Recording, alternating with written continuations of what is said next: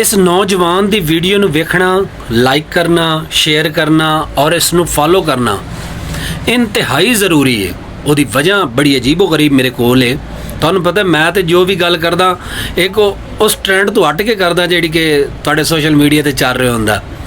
इस तरह मैं अज साबित करांगा कि ज़रूरी क्यों है।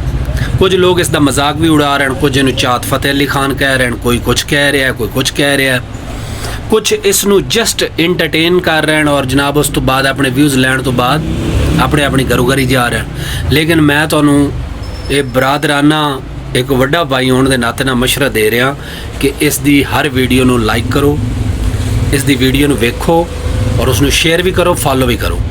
ये ज़रूरी क्यों है? हालांकि तुसी सोच रहे होना कि मेरा तो कंटेंट बड़ा सीरीयस और अदब के नाल रिलेटेड है, तो मैं इस तरह की छिछोरी सोशल मीडिया की हरकत नू क्यों सपोर्ट कर रहा।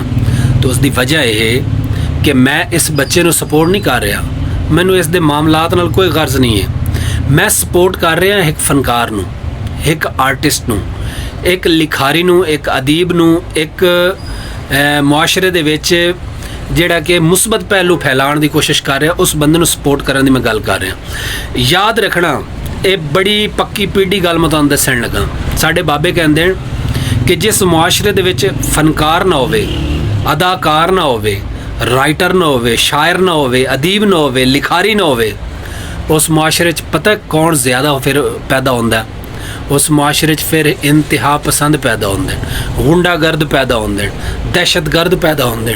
उस मुआशरे दे विच जराइम पेशा अफराद पैदा होंदे, जिस मुआशरे दे विच शायर, अदीब, लिखारी, फनकार, अदाकार ये लोग घट होंदे।